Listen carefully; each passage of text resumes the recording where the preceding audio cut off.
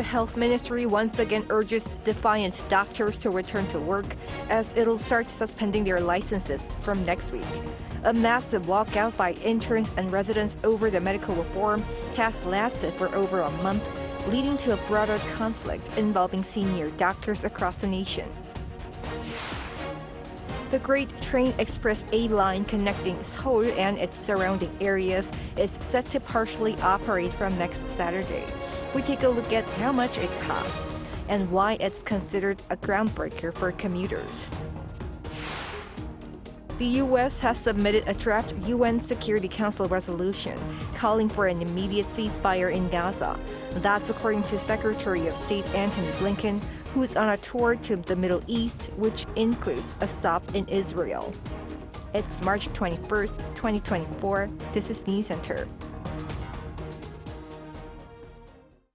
Good evening. Thank you for joining us. I'm Yoon Jung-min.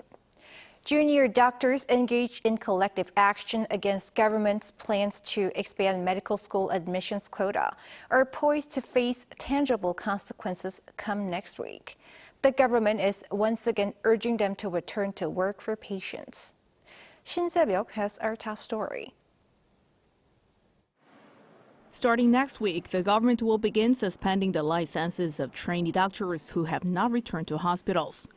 Urging defiant doctors to return to their patient sites, Second Vice Health Minister Park Min-soo issued stern warnings on Thursday, stating they would face consequences otherwise. Starting next week, the government will enforce license suspensions for doctors who have defied the return-to-work order. Park also called on new interns who have so far failed to register at hospitals to do so by the end of this month, highlighting that this is necessary for them to advance to becoming residents next year. If the government proceeds with the suspensions, they will take place some 5 weeks after trainee doctors walked out of hospitals en masse, protesting the government's decision to increase medical school admission seats by 2,000 starting next year. The health ministry has issued prior suspension notices to about 5,000 trainee doctors who must submit their responses by next Monday. Following this, the ministry will proceed with issuing formal suspension notices. Thursday's announcement came a day after the Education Ministry announced details on how the additional 2,000 places at medical schools will be allocated. According to the current plan, most seats will be distributed to medical schools outside the capital area to better address the shortage of medical services in rural areas. That figure is 1,639 seats, approximately 82% of the total. Based on the announcement, each university will have its new quotas reflected in its admission announcements for the 2025 academic year, which will be released to students around May. Following the government's announcement, medical school professors, trainee doctors, medical students, and medical associations convened on Wednesday night to strategize their response. The primary focus of the meeting was to discuss when professors from medical schools nationwide might submit their resignation letters. Professors from leading national universities have agreed to resign en masse. However, they have not yet settled on a specific date for taking that step. Professors from Seoul National University and Yonsei University have already marked March 25th as their resignation submission date, while professors at other universities including Ulsan National University and Seonggyun University are still fine-tuning their plans. Shin Se-byuk, Arirang News. With the number of elderly people increasing at a fast pace, President Yoon vowed to triple the number of public retirement homes per year and pledged lower medical fees as he met citizens today for discussion. Our presidential office correspondent Kim Do-yeon reports. South Korea's rapidly aging population will see more than a quarter of the country's people being over the age of 65 by 2030, according to government estimates. And with many of them needing support after retiring, President Yoon pledged to prioritize their care with affordable retirement homes and the lowering of medical costs. 밥은 굶어도 자식 교육은 시켜서 오늘날 우리 청년들을 세계 최고의 인재로 길러내셨습니다. 이렇게 일생을 헌신해 오신 어르신들을 편안하게 잘 모시는 것이 정부의 중요한 책임이라고 생각합니다. This came on Thursday in a policy discussion with citizens on this topic, which was held in Wonju, Gangwon-do Province. Specifically, Yoon said the supply of public retirement homes, which is currently increasing at the rate of 1,000 annually, will go up to 3,000. In addition, since public retirement homes were only available for rent starting in 2015, the government will roll back this policy, allowing them to be purchased. A project called Silver Stay was also announced. This is a retirement town project with comprehensive services that will be privately run with support from the government. During the discussion, participating senior citizens also emphasized the importance of having meals with their compatriots. Yoon pledged that more senior citizen centers would offer healthy meals for the local elderly. The president also heard from one resident who showed his gratitude to the government for giving him the opportunity to participate in senior citizens' exercise classes. 정세환 선생님 이미 정년 퇴직하시고 아까 13년간 검도하셨다고 그러셨죠. 그러니까 지금 이제 벌써 저보다도 한참 연세가 많으신데 저보다 더 건강하신 것 같고 그래서 정말 이 어떤 좋아하는 운동을 하나 잡아서 이렇게 꾸준하게 하는 것이 정말 중요하다는 생각이 들고. As for medical support, Yoon pledged to expand at-home medical care, raising the number of long-term home visit centers to 250 nationwide. And for critically ill patients, the cost for home visits by doctors will be reduced to around half of the current 38,000 Korean won, or about $28. As he was in Wonju, Gangwon-do Province, a region that focuses on medical equipment, he laid out ways to provide even more support for the industry. For this, he said better transportation will be available with the upcoming GTX line, while local public education will be encouraged to foster local talent in the field. Kim Do-yeon, Arirang News. Candidate registration for South Korea's general election started this morning and will continue for 2 days from 9 a.m. to 6 p.m. Personal details of registered candidates can be found on the National Election Commission's website. Starting April 1st, booklets containing each candidate's pledges will be available on the site. In this election, there are 300 National Assembly seats up for grabs, with 254 being elected through local constituency polling and 46 through proportional representation. The election is expected to be an evaluation of the Yoon administration, which is in its third year, and the main opposition Democratic Party of Korea, which currently holds a controlling majority in the National Assembly.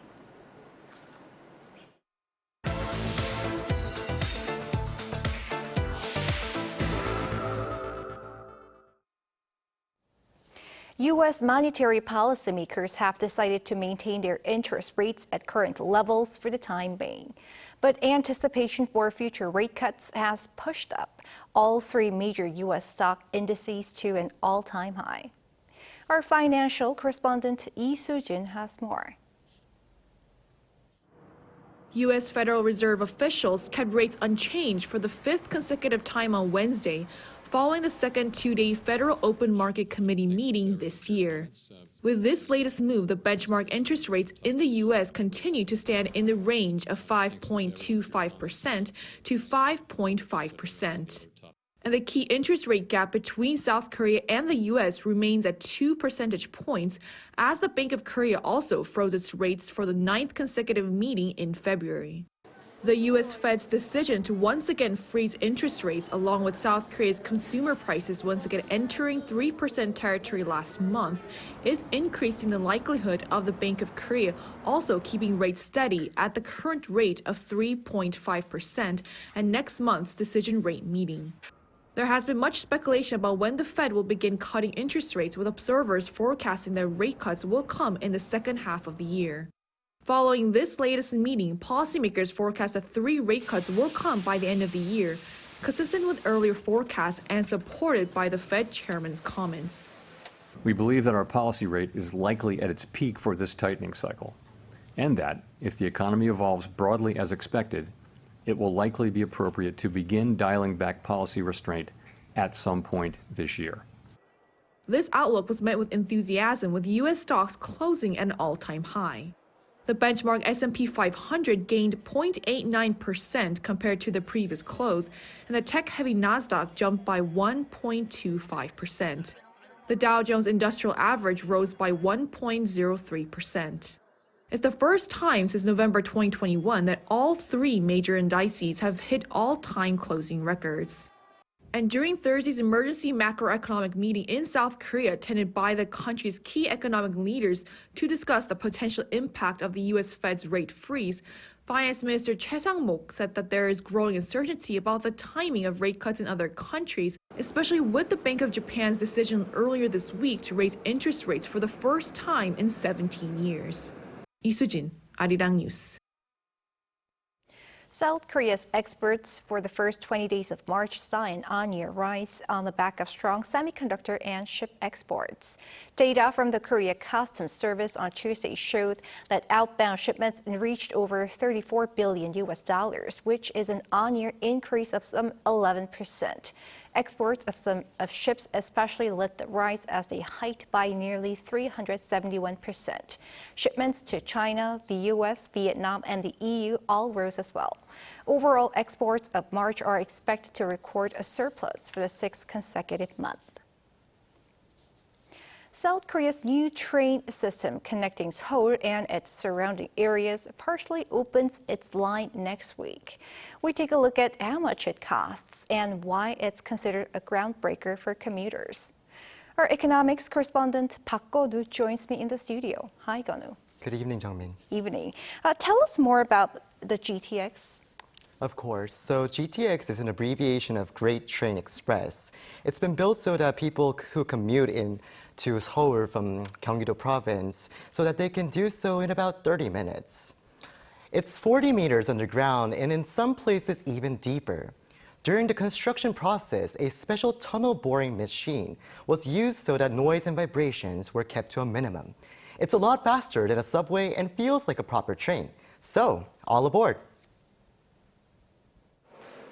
Commuting to Seoul in just 30 minutes.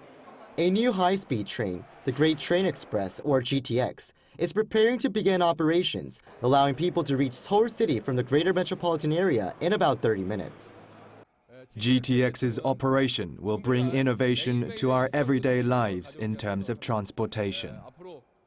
The new train network is one of the pledges made by the Yoon administration to reduce commuting times in the capital area, with 3 lines, A, B, and C, set to open. The A line is set to begin operating partially from March 30th. People using the GTX will be able to reach Seoul from metropolitan areas much quicker. Train journeys on the GTX A line running from Suseok, southern Seoul, to Dongtan in Gyeonggi-do province will only take about 20 minutes. The same trip by car or on other public transport takes over an hour. The government plans to fully open the A line that crosses Seoul from the south to the north earlier this year, along with the B and C lines in the next several years. An official from Korea National Railways said the government is cooperating with local governments so that rail networks can be extended to other regions outside the Seoul metropolitan area to create an economically hyper-connected area that cuts across various regions. The GTX runs at more than twice the speed of subway trains, reaching speeds of 180 kilometers per hour, meaning that at full capacity, 1,062 people on board can make it to their destinations quicker. This train will run 60 times a day from 5:30 a.m. to 1 a.m., with about a 20-minute interval between each departure. The seats are 3 centimeters wider than on regular subway trains, making for a more comfortable ride. And each carriage has an air purifier, along with eco-friendly carpet on the floor. According to the Transport Ministry, the fare from Suseok to Dongtan will be 4,451, which converts to $3.36 at the current rate. However, there have been some concerns about safety at GTX stations due to the greater volume of people that will come with the new service. I am a bit worried because Suseok is already very busy as it is a transfer station with other high-speed trains and subways operating there as well. Korea National Railways said it had already looked into safety concerns and used methods including simulations and is satisfied that there's no need to worry. And Konu, what are some other safety measures are there? So, according to an official at the Korea National Railroad, they have been doing several simulations and test runs and even inviting people from the public to participate. And several additional emergency exits have been built at stations, and screen doors have been installed on platforms at every single GTX station. I see. And what might be some of the economic benefits? Actually, many positive effects are expected. And so, before I tell you more, let's first listen to what an official of the Korea National Railroad said. An economic block will be created by connecting regional areas with Seoul using this fast train. People will be able to work in Seoul during the weekdays and enjoy their lives during the weekends in outlying cities. So as the capital region becomes economically hyper-connected, there's expected to be a ripple effect on satellite cities, such as 20,000 more jobs being created. All right, Kono, thanks for your report today. Thanks for having me.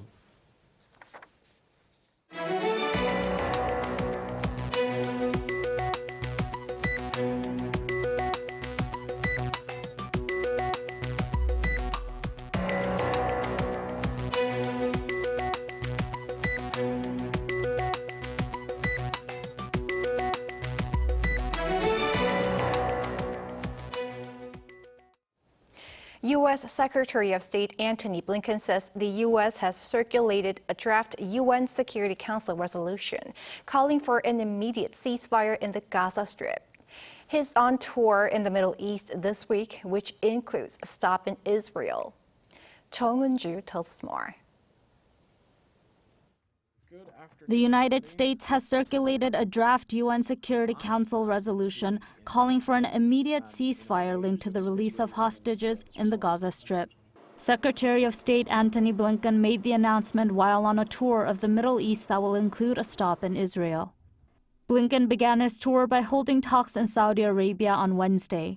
In an interview in Jeddah, Blinken said that negotiations to secure an immediate ceasefire and the release of hostages held by Hamas are getting closer to a deal. He is set to meet Arab foreign ministers and a senior Palestinian official in Cairo, Egypt on Thursday, according to an Egyptian foreign ministry note, as he pushes for a truce between Israel and Hamas in the Gaza Strip. This is Blinken's sixth trip to the Middle East since the Israel-Hamas war began on October 7th. The U.S., a strong supporter of Israel, has vetoed previous UN Security Council votes on the nearly six-month war, objecting as recently as in February to the use of the term immediate in a draft submitted by Algeria. In recent weeks, however, Washington has increased the pressure on Israel. Since blocking the Algerian draft resolution, U.S. officials have been negotiating an alternative text focusing on support for diplomatic efforts on the ground for a 6-week truce in exchange for the release of hostages. Blinken on Wednesday also underlined the growing sense of crisis as he warned that all of Gaza's 2 million people were experiencing severe levels of acute food insecurity. United Nations Secretary General Antonio Guterres on Monday called a UN-backed report on hunger in Gaza an appalling indictment of conditions on the ground for civilians. The EU accused Israel on Monday of provoking famine and using starvation as a weapon of war. Israel has rejected these claims, saying it does not target civilians and is only interested in eliminating Hamas. As the UN condemns Israel for obstructing the entry of aid into Gaza, the prospects of Israel facing war crime charges of triggering a man-made famine is increasing. Chung Eun-ju, Arirang News. A panel of experts at the United Nations has sounded the alarm again over North Korea's illicit cyber activities that have been used to fund its weapons program. Our Foreign Affairs correspondent Bae Eun-ji has more. North Korea has obtained half of its total foreign currency income through financial theft via hacking and cyber attacks, and such funds were used to cover 40% of the resources needed for developing weapons of mass destruction. That's according to a biannual report on the North released by a panel of experts under the UN Security Council Sanctions Committee on Wednesday, which said tensions on the Korean Peninsula increased over a 6-month reporting period from July 2023 to January 2024. The report said 58 suspected cyber attacks by North Korea are currently investigating on cryptocurrency-related firms between 2017 and 2023. That's valued at roughly $3 billion.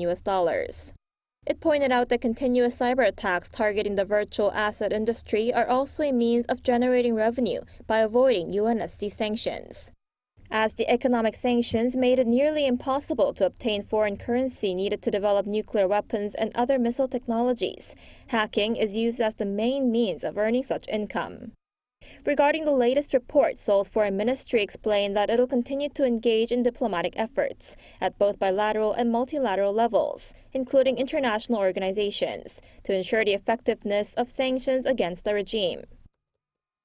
Our government is closely cooperating with our allies such as the United States to address North Korea's nuclear and missile development and counter such threats.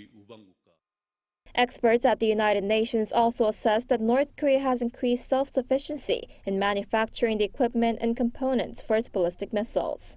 As for nuclear tests, it said while there hasn't been a seventh one yet, the regime has been developing additional nuclear weapons and producing fissile materials as they continue to flout UN Security Council sanctions. It noted that the light water reactor appeared to be operational at the Yongbyon site and that there continues to be activity at the Punggye-ri nuclear test site. 배은지, Arirang News. Former crypto entrepreneur Kwon Do-hyung, or Do Kwon, will be facing a South Korean court on charges of fraud as the Montenegro Appeals Court has rejected his appeal. Lee Eun-jin with the details. The Montenegrin Court of Appeals finalized on Wednesday the extradition of Do Kwon to his home country, South Korea. In a statement on its website, the court said that it had rejected an appeal by Kwon's legal representatives and upheld a decision by the country's high court on March 6th to hand over Kwon to South Korea rather than to the United States. The Court of Appeals assessed that the first instance court correctly determined that the request for Kwon to be extradited to South Korea arrived before the U.S. one. This verdict means the case is now closed regarding the country that Kwon will be extradited to. The Montenegrin Ministry of Justice will now set the exact date for his extradition. According to Bloomberg, that could take place as early as this weekend when his prison sentence in Montenegro for using forged documents comes to an end. Kwon was captured at an airport in Montenegro in March of 2023 as he attempted to board a private flight to the United Arab Emirates on a forged passport. After remaining in custody from the time of his arrest, he was sentenced to 4 months in prison in June of last year. An appeal against that ruling was rejected by a higher court, and the sentence began in November. Kwon faces prosecution for several criminal charges in South Korea and the U.S. South Korean prosecutors issued an arrest warrant for Kwon over allegations related to the crash of Terra USD and Luna coins in May 2022, which it's estimated wiped out nearly $37 billion in market value. Kwon is also wanted in the U.S., where he was charged with fraud by federal prosecutors in New York. Interpol also issued a red notice for Kwon, which is used for the highest level of wanted suspects and criminals. Lee Eun-jin, Arirang News.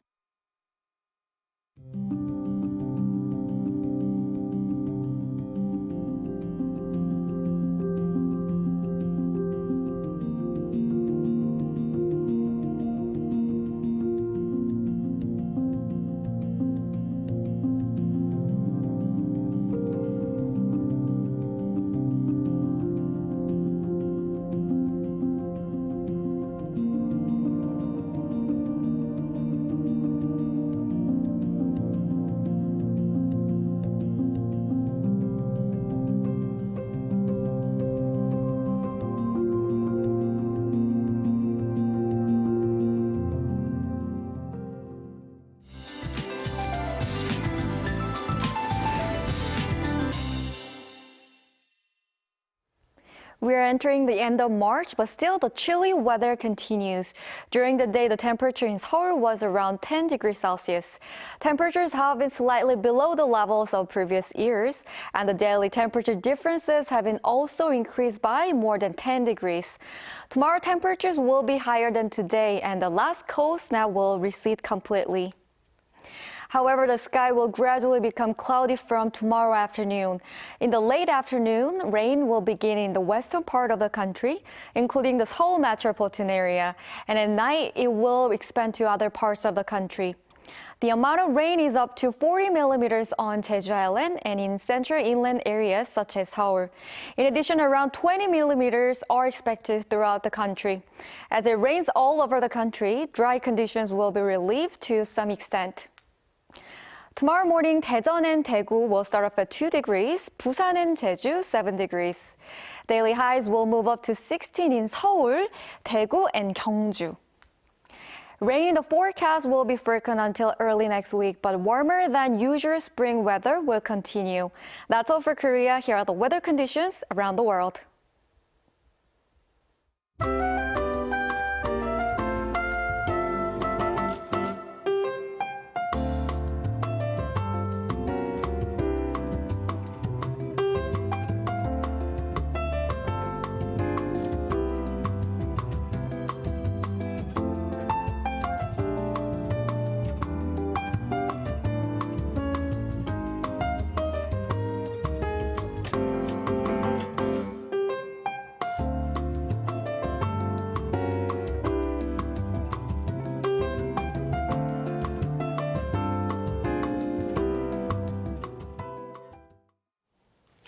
That is Newscenter for tonight.